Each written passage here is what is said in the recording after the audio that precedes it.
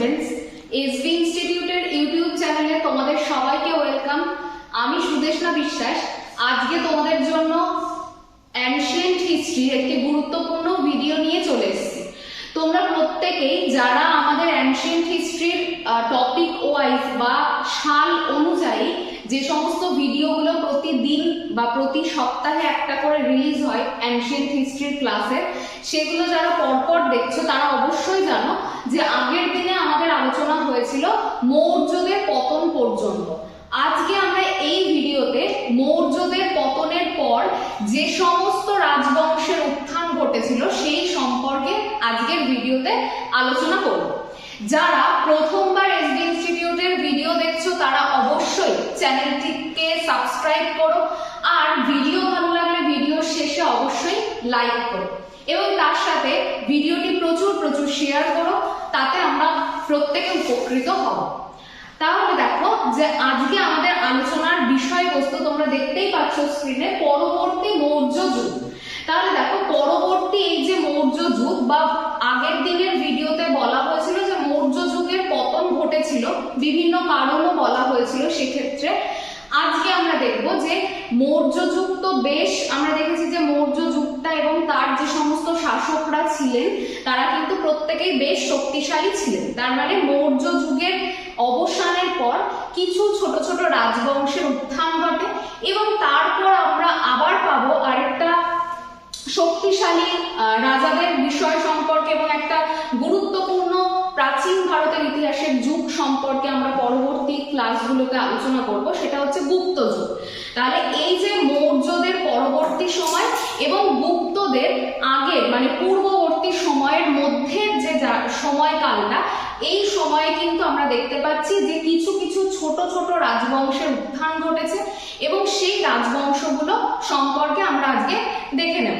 প্রথমেই দেখো যে এই ভিডিওর মধ্যে একদম প্রথমেই দেখো মৌর্যদের পতনের পর বা মৌর্য শাসকের পতনের পর বা মৌর্য যুগের পতনের পর আমরা দেখতে পেলাম কি যে 187 মতান্তরে 185 খ্রিস্টপূর্বাব্দে মৌর্য বংশীয় শেষ শাসক কে ছিলেন? তোমরা প্রত্যেকে উত্তর দিতে পারবে, বৃহদ্রথ ছিলেন। মৌর্য যুগের শেষ শাসক ছিলেন বৃহদ্রথ। তাকে কিন্তু তাকে হত্যা করার পর বা তাকে পরাজিত করার পর কে এই জায়গাটা অধিকার করলেন? জায়গাটা অধিকার করলেন তারই সেনাপতি অর্থাৎ বৃহদ্রথের সেনাপতি পুষ্যমিত্র শুঙ্গ মগধের সিংহাসনে বসলেন। তাহলে দেখো আমরা দেখতে পাচ্ছি মৌর্য যুগের পরেই যে রাজবংশটা উঠে আসছে সেটা হচ্ছে কি, সেটা শুঙ্গ রাজবংশ। তাহলে এর পরবর্তী যে বংশটা সেটা হচ্ছে শুঙ্গ রাজবংশ। কত খ্রিস্টাব্দ? 185 মতান্তরে 187 খ্রিস্টপূর্বাব্দে মৌর্য বংশের শেষ শাসক বৃহদ্রথকে পরাজিত করে তারই সেনাপতি পুষ্যমিত্র শুঙ্গ তিনি কিন্তু এই রাজবংশ অর্থাৎ শুঙ্গ রাজবংশের প্রতিষ্ঠা করেছিলেন। এই পুষ্যমিত্র শুঙ্গ সম্পর্কে আমরা বিভিন্ন জায়গা থেকে বা বিভিন্ন বিবরণ থেকে আমরা জানতে পারি, যেরকম গার্গী সংহিতা, পতঞ্জলির মহাভাষ্য থেকে আমরা জানতে পারি, কালিদাসের মালবিকাগ্নি মিত্রম থেকে আমরা জানতে পারি এই পুষ্যমিত্র শুঙ্গ এবং শুঙ্গ রাজবংশ সম্পর্কে। দেখো শুঙ্গ বংশের বা শুঙ্গ রাজবংশের যেটা রাজধানী ছিল সেটা কোথায়? সেটা ছিল হচ্ছে পাটলিপুত্র। কারোর ক্ষেত্রে বা মতান্তরে এটা নিয়ে বেশ কনফিউশন রয়েছে, সেটা কি যে কলিঙ্গদের রাজার সঙ্গে এই পুষ্যমিত্র শুঙ্গের কিন্তু একটা সংঘর্ষ হয়েছিল বলে জানা যায়, কিন্তু এটা নিয়ে মতান্তর রয়েছে। এরপর দেখো এই যে শুঙ্গ রাজবংশ চলছে সেই সময় ভাষা কি ছিল? সেই সময়কারের ভাষা ছিল ব্রাহ্মী বা সংস্কৃত এবং সংস্কৃত। লিপিগুলো কিসে লেখা হতো? সেটা হচ্ছে ব্রাহ্মী লিপিতে এখানে লেখা হতো এই সময়কালে। যদি দেখি এই শুঙ্গ রাজবংশ আমরা দেখতে পাবো যে পুষ্যমিত্র শুঙ্গ রাজত্ব করার পর যিনি শুঙ্গ রাজবংশের দ্বিতীয় এবং শ্রেষ্ঠ শুঙ্গ রাজবংশের শাসক ছিলেন তিনি হচ্ছেন অগ্নিমিত্র। এই অগ্নিমিত্রের শাসনকাল এবং তার শাসন সম্পর্কে আমরা জানতে পেরেছি কালিদাসের মালবিকাগ্নি মিত্রম থেকে। তাহলে দেখো পুষ্যমিত্র শুঙ্গ তো শুঙ্গ রাজবংশের প্রতিষ্ঠাতা ছিলেন এবং তাহলে যদি বলা হয় যে শুঙ্গ রাজবংশের একদম শ্রেষ্ঠ রাজাকে, তাহলে সেটা মনে রাখবে যে শুঙ্গ রাজবংশের শ্রেষ্ঠ রাজা হচ্ছেন অগ্নিমিত্র। এবং তার সাথে আরো একটা কথা, এই অগ্নিমিত্র সম্পর্কে আমরা কোথা থেকে জানতে পারি? কালিদাসের মালবিকাগ্নি মিত্রম থেকে আমরা অগ্নিমিত্রের সম্পর্কে কিন্তু বিভিন্ন তথ্য জানতে পারি। তারপর দেখো কি বলছে, শুঙ্গ রাজবংশের শেষ যিনি রাজা ছিলেন তিনি কে ছিলেন? তিনি ছিলেন দেবভূতি। তাহলে শুঙ্গ রাজবংশের শেষ শাসক ছিলেন কে? দেবভূতি। এরপরে দেখো পরের স্লাইডে কি বলছে দেখে নেব, সেটা হচ্ছে রাজত্বকাল সম্পর্কে। এই যে শুঙ্গ রাজবংশ তার সময়কালের বিভিন্ন বিবরণ সম্পর্কে আমরা দেখে নেব। প্রথমেই দেখো শুঙ্গ রাজবংশের যে রাজত্বকাল, সেই সময় গ্রিকরা ভারত আক্রমণ করে। দেখবে যে উল্লেখ পাবে যে ব্যাকট্রিয় গ্রিকরা কিন্তু এই সময় শুঙ্গ রাজবংশের সময় কিন্তু ভারতে আক্রমণ করে, উত্তর ভারতে তাদের প্রভুত্ব বিস্তার করতে থাকে। তাহলে এই যে ব্যাকট্রিয় গ্রিক যারা, তারা কোথায়? উত্তর ভারতে তাদের কিন্তু ক্রমাগত তাদের আধিপত্য বিস্তার করতে থাকে। কোন রাজবংশের সময় এই আক্রমণটা প্রথম হয়? সেটা বলবে হচ্ছে শুঙ্গ রাজবংশের সময় হয়। শুঙ্গরাজ বসুমিত্রের সাথে ইন্দো গ্রিকদের সিন্ধু নদের তীরে একটা সংঘর্ষ হয়েছিল, এবং সেই সংঘর্ষের কাহিনী কিন্তু কোন নাটকে উল্লেখিত রয়েছে? কালিদাসের মালবিকাগ্নি মিত্রম। তাহলে শুঙ্গ রাজবংশের একটা কিন্তু গুরুত্বপূর্ণ তথ্য সমৃদ্ধ যে নাটকটা, সেটা হচ্ছে কালিদাসের মালবিকাগ্নি মিত্রম। এখান থেকে আমরা শুঙ্গ রাজবংশ সম্পর্কে বিভিন্ন তথ্য পেয়ে থাকি। এরপর দেখো যুদ্ধের বিজয় স্বরূপ শুঙ্গরা অশ্বমেধ যজ্ঞ করে। এর সাথে তোমরা মনে রাখবে অশ্বমেধ যজ্ঞ ছাড়াও তারা কিন্তু রাজসূয় যজ্ঞ করেছিল। তাহলে শুঙ্গ যে রাজারা তারা অশ্বমেধ যজ্ঞ তো প্রধানত করেনি, তার সাথে রাজসূয় যজ্ঞেরও কিন্তু কিছু কিছু জায়গাতে উল্লেখ পাওয়া যায়। এরপর দেখো সাঁচির বিখ্যাত বৌদ্ধ স্তূপ এই রাজবংশের সময়কালে তৈরি হয়। তাহলে এটাও গুরুত্বপূর্ণ, জিজ্ঞাসা করতেই পারে যে সাঁচির যে বৌদ্ধ স্তূপ এটা কোন রাজবংশের সময় তৈরি হয়, সেটা সেক্ষেত্রে মনে রাখবে শুঙ্গ রাজবংশের সময় এটা তৈরি হয়। এরপর দেখো 112 বছর রাজত্ব করার পর শুঙ্গ বংশীয় শেষ দুর্বল শাসক ছিলেন দেবভূতি। তাহলে শুঙ্গ রাজবংশের শেষ শাসককে দেবভূতি। 112 বছর রাজত্বের পর এই যে দেবভূতি, তার সেনাপতি বাসুদেব কান্ন। তাহলে এটা মনে রাখবে যে পরবর্তী আমরা আবার একটা গুরুত্বপূর্ণ রাজবংশ সম্পর্কে পড়বো, সেটা হচ্ছে কি কান্ন রাজবংশ। এর আগেও আমরা দেখেছি বৃহদ্রথকে পরাজিত করে তারই সেনাপতি পুষ্যমিত্র শুঙ্গ কি করলেন? সিংহাসন দখল করলেন। আবার একইভাবে আমরা দেখতে পাবো যে দেবভূতি অর্থাৎ শুঙ্গ রাজবংশের শেষ শাসক, তাকে কিন্তু পরাজিত করে তারই মন্ত্রী, তার মন্ত্রী কি নাম রয়েছে? বাসুদেব কান্ন, তিনি কি দখল করলেন? সিংহাসন বা মগধের সিংহাসন কিন্তু তিনি দখল করলেন। দেখো 73 খ্রিস্টপূর্বাব্দে পরাজিত হলে শুঙ্গ বংশের সলিল সমাধি ঘটে এবং মগধ তথা ভারতে কান্ন রাজবংশের উদ্ভব ঘটে। তাহলে দেখো মগধে তো ঘটলই, এবং পুরো ভারতবর্ষে আস্তে আস্তে একটা রাজবংশের উত্থান করতে শুরু করলো, আবার একটা নতুন রাজবংশ, সেটা হচ্ছে কান্ন রাজবংশ। কিন্তু তোমরা পরে স্লাইডগুলো পড়লে বা দেখলে বুঝতে পারবে যে কান্ন রাজবংশ সম্পর্কে আমরা কিন্তু খুব বেশি যে তথ্য পেয়েছি এটা কিন্তু কখনোই না, খুব অল্প তথ্য কিন্তু এই কান্ন রাজবংশ সম্পর্কে পাওয়া যায়।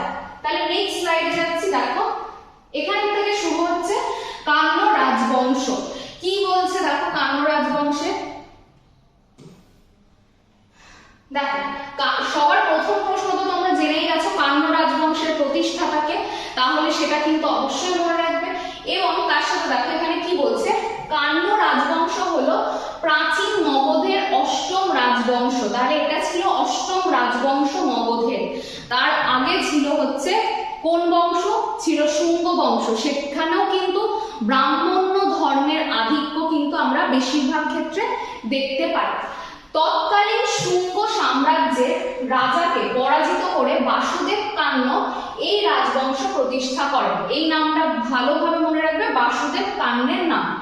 খ্রিস্টপূর্ব 73 সাল থেকে খ্রিস্টপূর্ব 28 সাল পর্যন্ত তিনি রাজ্য শাসন করেছিলেন বা পরিচালনা করেছিলেন। তাহলে এটা ভালো করে পড়বে যে বাসুদেব কান্ন ইনি ছিলেন কান্ন রাজবংশের প্রতিষ্ঠাতা এবং তিনি কতটা পর্যন্ত 73 খ্রিস্টপূর্ব 73 সাল থেকে খ্রিস্টপূর্ব 28 সাল পর্যন্ত তিনি কি করেছিলেন, রাজ্য শাসন করেছিলেন। আবার যেটা জানতে হবে গুরুত্বপূর্ণ, সেটা হচ্ছে কান্ন রাজবংশের সময় মগধের রাজধানী কোথায় ছিল। কান্ন রাজবংশের সময় মগধের রাজধানী আবারও সেই পাটলিপুত্রই ছিল, যেটা তার আগে অর্থাৎ শুঙ্গ রাজবংশের সময়ও ছিল।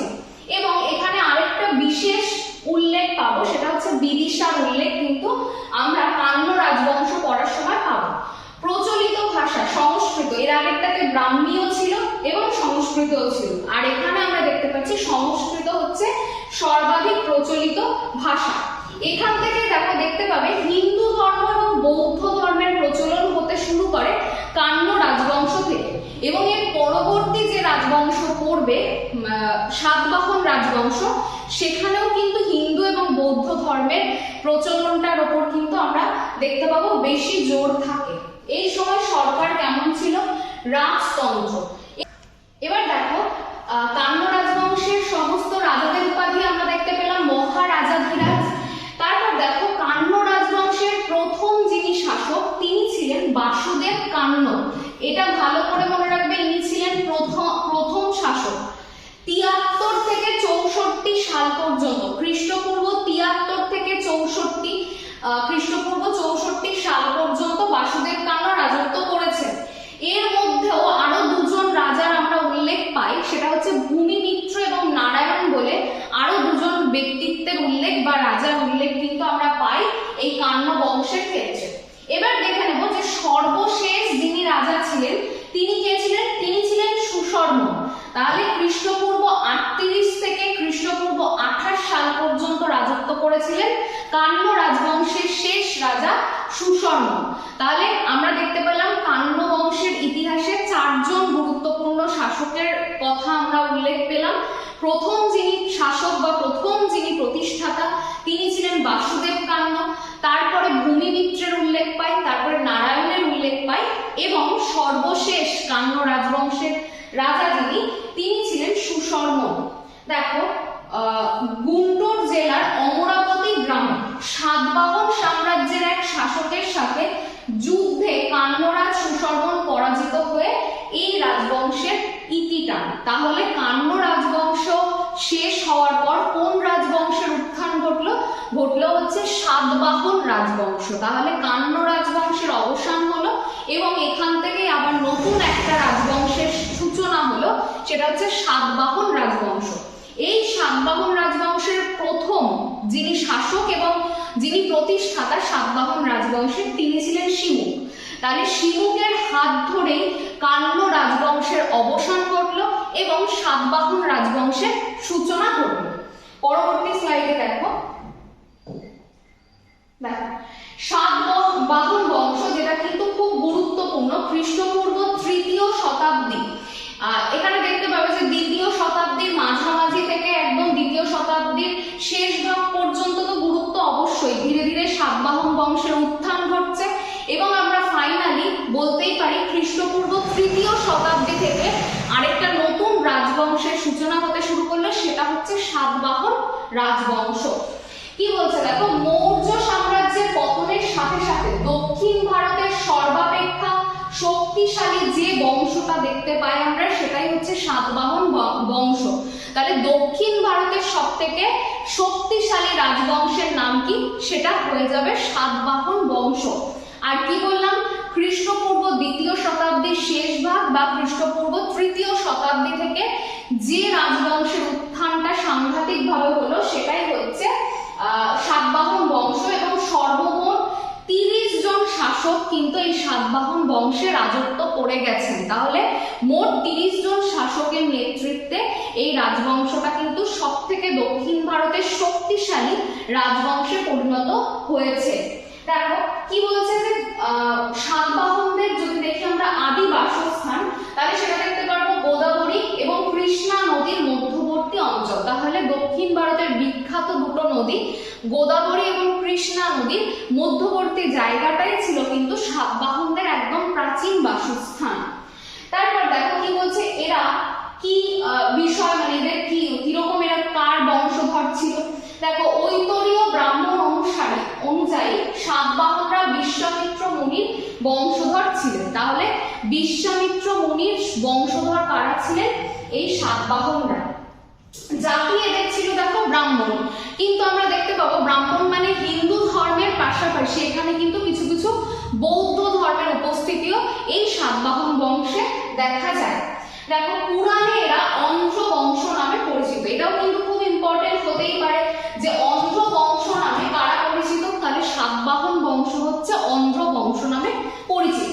দেখো যদি আমি একটু আগেই বলে দিলাম সাতবাহন বংশের প্রতিষ্ঠাতাকে, সেটা হচ্ছে শিমু। তাহলে সুশর্মনকে পরাজিত করে যিনি সাতবাহন বংশটা প্রতিষ্ঠা করলেন দক্ষিণ ভারতে, তিনি হচ্ছেন কে? তিনি হচ্ছেন সাতবাহন বংশের প্রতিষ্ঠাতা শিমু। রাজধানী কোথায় ছিল? কৈঠান। তাহলে গোদাবরী নদীর তীরে অবস্থিত কৈঠান, এটা ছিল সাতবাহন বংশের কি রাজধানী। তারপর দেখো মগধের পান্ড্য রাজবংশকে উচ্ছেদ করে এই রাজবংশ কিন্তু প্রতিষ্ঠা লাভ করে, যেটা আমি আগেই বলে দিলাম। শিমুকের পর তার ভাই কৃষ্ণ সিংহাসনে বসেন। দেখো এটা নিয়ে না বেশ কিছু জায়গাতে কনফিউশন আমরা দেখতেই পাই, যে অনেকেই বলেন যে শিমুকের পর হয়তো প্রথম সাতকর্ণী সিংহাসনে বসেন, কিন্তু তা একেবারেই নয়। শিমুকের পর কিন্তু কৃষ্ণ, তিনি কিন্তু সাতবাহন বংশের দ্বিতীয় শাসক, তারপর আসছেন কিন্তু প্রথম সাতকর্ণী। তাহলে পরবর্তী স্লাইডে যাব। দেখো কি বলছে এখানে, দেখো শিমুক এবং কৃষ্ণ এদের সম্পর্কে বা এদের যে রাজত্বকাল, এগুলো নিয়ে খুব একটা বিস্তারিত আলোচনা বা বিস্তারিত পরীক্ষা রিলেটেড কিছুও নেই এবং তথ্য কিন্তু যথেষ্ট কম। সেই জন্য সরাসরি আমরা এবার যাচ্ছি যিনি সাতবাহন বংশের তৃতীয় শাসক ছিলেন, প্রথম সাতকর্ণী। তাহলে তার দেখো প্রথমেই আমি উপাধি দুটো দেখে নাও, সেটা হচ্ছে দক্ষিণা পথপতি, আরেকটা হচ্ছে অপ্রতিহত চক্র। তাহলে দক্ষিণা পথপতি এবং অপ্রতিহত চক্র দুটোই কার উপাধি ছিল? প্রথম সাতকর্ণীর উপাধি ছিল। তার স্ত্রীর নাম ছিল নায়ানিকা বা নাগনিকা। কিছু কিছু জায়গায় নায়নিকা পাওয়া যায়, কোথাও কোথাও নাগনিকা পাওয়া যায়। এনার একটা বিখ্যাত রচনার নাম আমরা দেখতে পাবো। দেখো এই যে নায়নিকা, ইনি বেশনগর শিলালিপির উপর নানাভার প্রশস্তি লেখেন, যা থেকে কলিঙ্গরাজ খারবেল কর্তৃক প্রথম সাতকর্ণীর পরাজয়ের কাহিনী জানা যায়। তাহলে এই যে নায়নিকা, ইনি এই যে নানাঘাট শিলালিপিটা লিখলেন, সেখান থেকে আমরা কিসের বিবরণ জানতে পারি? সেখান থেকে কলিঙ্গরাজ খারবেল কর্তৃক প্রথম সাতকর্ণী যে পরাজিত হয়েছিলেন সেই বিবরণ কিন্তু কার স্ত্রী? প্রথম সাতকর্ণীর স্ত্রীর লেখা নানাঘাট শিলালিপির বিবরণ থেকে আমরা পেয়ে থাকি। তাহলে এটা একটা গুরুত্বপূর্ণ জায়গা যে নানাঘাট শিলালিপি, যদি বলা হয় যে নানাঘাট শিলালিপি কোন রাজার উপর ভিত্তি করে রচনা হয়েছে, তখন তোমরা একদম ভালোভাবে অ্যান্সার করতে পারবে প্রথম সাতকর্ণীর উপর ভিত্তি করে নানাঘাট শিলালিপি রচিত হয়। আর এটার রচয়িতাকে, সেটা হচ্ছে কি প্রথম সাতকর্ণীর স্ত্রী নায়নিকা। তিনি পূর্ব মালব জয় করে অশ্বমেধ যজ্ঞ করেন। তাহলে প্রথম সাতকর্ণী মালব অঞ্চল কিন্তু জয় করেছিলেন। সাতবাহন রাজাদের সময় ভারতে শিক্ষা এবং সংস্কৃতি চরম শিখরে পৌঁছায়। তাহলে এর মধ্যে যে দুটো বংশ, কান্য এবং শুঙ্গ বংশ, সেখানে আমরা শিক্ষা সংস্কৃতি নিয়ে কিন্তু খুব একটা যে বিস্তর আলোচনা পাইনি। পরবর্তীকালে দক্ষিণ ভারতের সব থেকে শক্তিশালী রাজবংশ সাতবাহন রাজবংশের সময় কিন্তু এটার উল্লেখ পেলাম, শিক্ষা এবং সংস্কৃতি চরম শিখরে পৌঁছায়।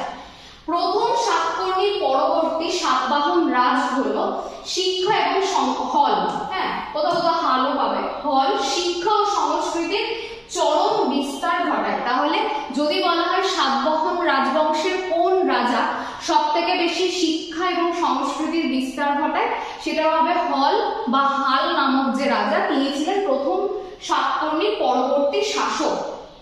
তারপর দেখো এই যে হল বা হাল, তিনি প্রাকৃত ভাষায় 700 গাথা বা গাথা সপ্তশতী সংকলন করেন। তাহলে সাতবাহন রাজবংশের রাজা হল বা হাল তিনি গাথা সপ্তশতী এটা কিন্তু তিনি সংকলন করেছিলেন। এগুলো থেকেও প্রশ্ন দিতেই পারে।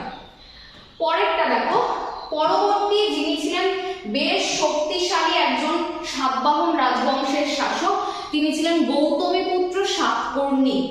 দেখো তিনি 106 খ্রিস্টাব্দে সিংহাসনে বসেন। তাহলে সাতবাহন রাজবংশের বেশ গুরুত্বপূর্ণ এবং যদি আমরা বলি শ্রেষ্ঠ রাজা, তাহলে কিন্তু গৌতমীপুত্র সাতকর্ণীর উল্লেখই সব থেকে বেশি পাওয়া যায়। সাতবাহন বংশের শ্রেষ্ঠ রাজা ছিলেন গৌতমীপুত্র সাতকর্ণী। মাতা গৌতমী বলশ্রী কর্তৃক রচিত নাসিক প্রশস্তিতে তার বীরত্বের কাহিনী পাওয়া যায়। তাহলে দেখো এখানে দুটো প্রশস্তি, এর আগেরটাতে পেলাম নানাঘাট শিলালিপির কথা। নানাঘাট শিলালিপি থেকে কার বিষয়ে জানতে পেরেছিলাম? প্রথম সাতকর্ণী। এখানে তোমাকে কোশ্চেন দিতেই পারে নাসিক প্রশস্তি থেকে কার কথা জানতে পারি? সেটা হচ্ছে গৌতমীপুত্র সাতকর্ণীর বিবরণ আমরা জানতে পারি, তার বীরত্বের যে কাহিনীগুলো সেগুলো জানতে পারি। তার উপাধি কি ছিল? দেখো গৌতমীপুত্র সাতকর্ণী সেটা হচ্ছে একা বামাহন আর ক্ষত্রিয় দহ মনন্দ। তাহলে এই দুটো উপাধি ছিল। কার্লে শিলালিপি থেকে বুদ্ধ সন্ন্যাসীদের জমিদানের কাহিনী জানা যায়। তাহলে গৌতমীপুত্রের সমসাময়িক কার্লে শিলালিপি থেকে কি জানতে পারি আমরা? আমরা বুদ্ধ সন্ন্যাসীদের জমিদানের বিবরণ কিন্তু জানতে পারি। উজ্জয়িনীর মহাক্ষত্রপ রুদ্র দমনের জুনাগড় শিলালিপিতে রুদ্র দমন কর্তৃক তার পরাজয়ের কাহিনী রয়েছে। তাহলে গৌতমীপুত্র সাতকর্ণীর এই যে পরাজয়ের কাহিনী কার দ্বারা? সেটা হচ্ছে রুদ্র দমন কর্তৃক যে পরাজয়ের কাহিনী, সেটা কোন শিলালিপিতে উল্লেখ রয়েছে? জুনাগড় শিলালিপি। এখানে কিন্তু অনেকগুলো শিলালিপি পেলাম। নানাঘাট শিলালিপি প্রথম সাতকর্ণীর কি বিষয়ের কথা?